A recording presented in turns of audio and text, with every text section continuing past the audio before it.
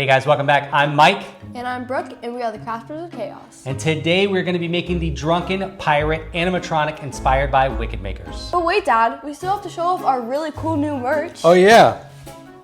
Boom! Mic drop.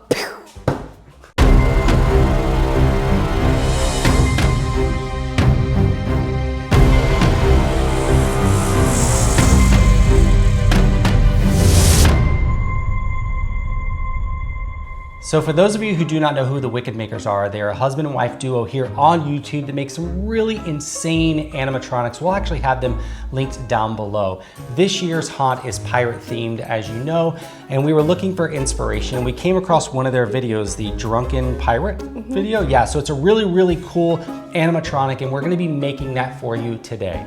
There are some really cool elements to this animatronic, and we're really excited to build our version with you guys. Step 1, we're going to be making the Lunchbox animatronic.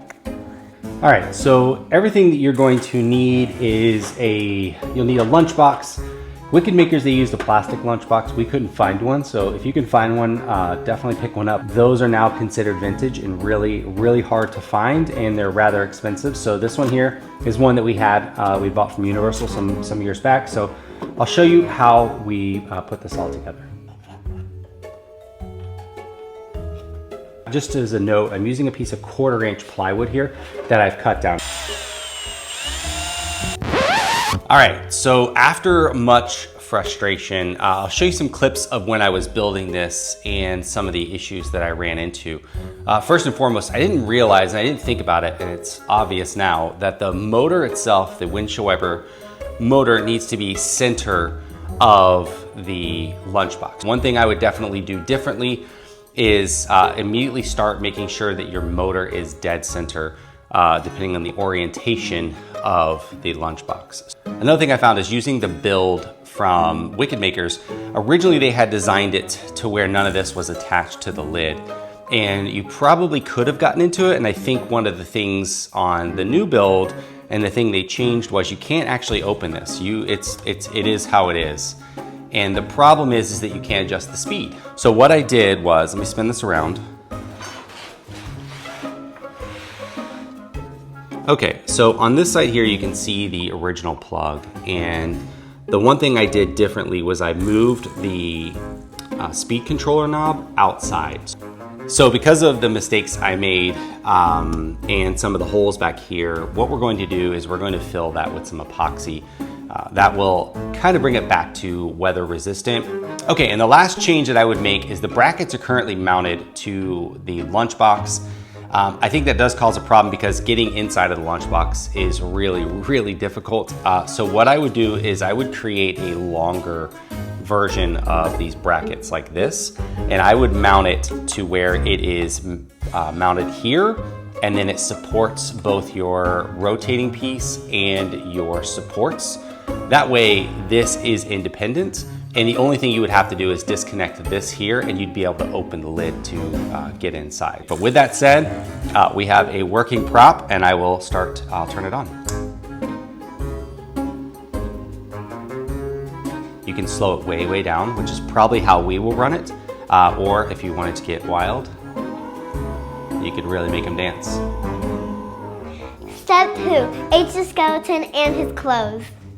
So what we're doing is we're spraying the skeleton with brown spray paint and immediately wipe it off so we can give it an age look. Okay, go ahead. Goodness. Okay. Now we're going to use these stuff to make him really nasty.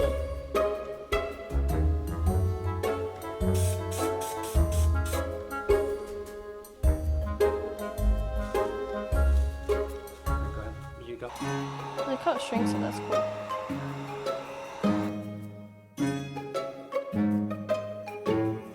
Today we're giving this skeleton a serious upgrade.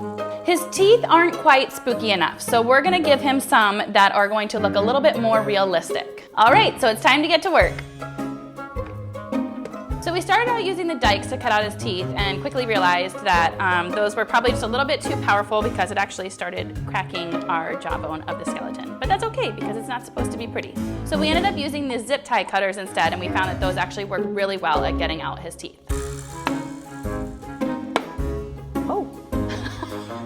All right, so now all of his teeth are out, but we realized that now we've got a gap here that we want to fix a little bit. So we're going to use our heat gun to heat underneath what would be the roof of his mouth to kind of close that gap.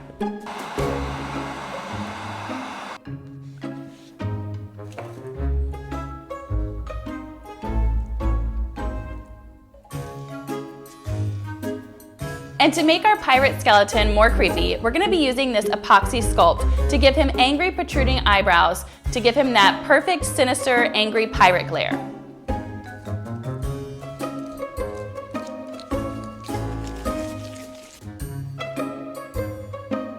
Okay, so this is the before and this is our after. So this was our first time using the epoxy sculpt. I think he turned out pretty cool, but the one thing we did discover was that when his jaw shuts, he has a little bit of an underbite. Now that we're done aging our skeleton, there are a few highlights that we need to darken. Yeah, so we put some colors into our airbrush machine and we are going to touch him up. He looks nasty.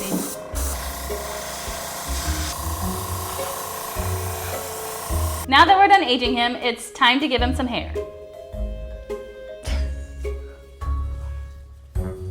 Okay, so today we're going to be working on dressing up our pirate skeleton, but we've got some clothes here that need a serious makeover. So we picked up some of these pieces from our local Goodwill, Party City, and the dollar store, but obviously these items just are looking way too good for a pirate who's been traveling the seas for hundreds of years, so it's time to get them dirtied up.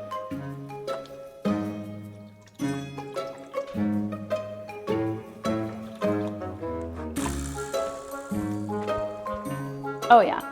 Already that has made a huge difference. I love what that did. So we are going to let this hang to dry, and then once it's dry, we're gonna cut it up and start adding a little bit more color to it, and then the shirt will be done. Cool.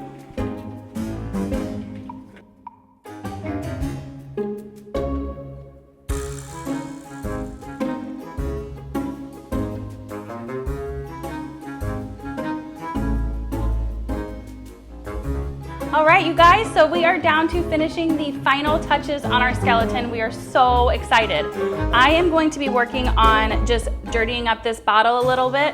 So the idea here is that Mike is gonna bend his hands so that way he can hold this bottle in one hand and a sword in the other. But obviously we want this bottle to look a little bit dirtier. So I'm just gonna use some acrylic paint here with a little chip brush. And I'm just going to just dab little bits on the bottle, just to make it look a little aged.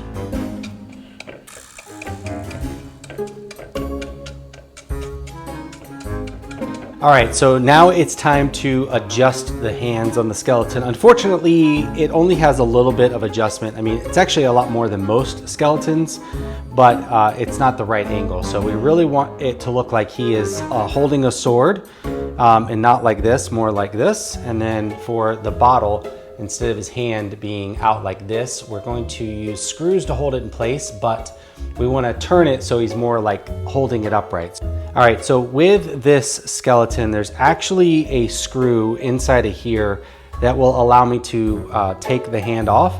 I'm gonna reset that screw at a different angle so that I can adjust it so it looks like he's drinking or holding a sword. And voila, just like that, taking out this one screw here in the hand does allow me to take the hand off. And then what I'm thinking is right here, somehow re-putting the hand on so it's more like this orientation. I'm gonna use my Dremel here to trim some of this material away so that I can put the hand back on.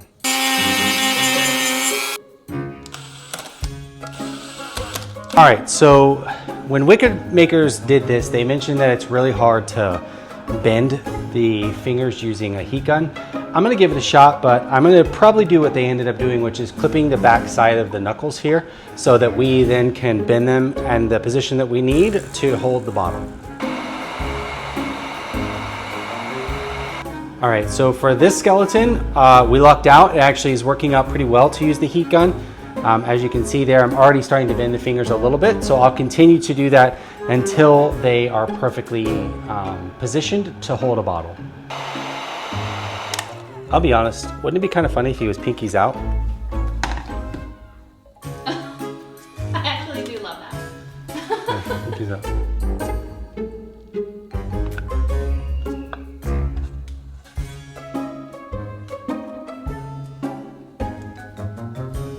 Voila.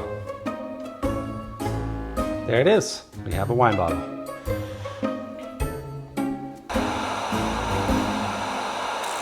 All right, so this is a little bit heavy of a sword, so we'll see if this works. I'm just gonna hot glue it into place and then we'll see what happens. Step 3, assemble it.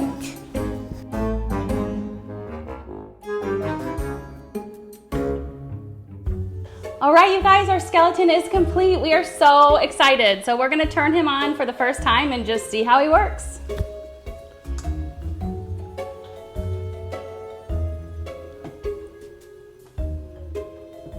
Yes! Amazing, it looks so cool. All right, awesome.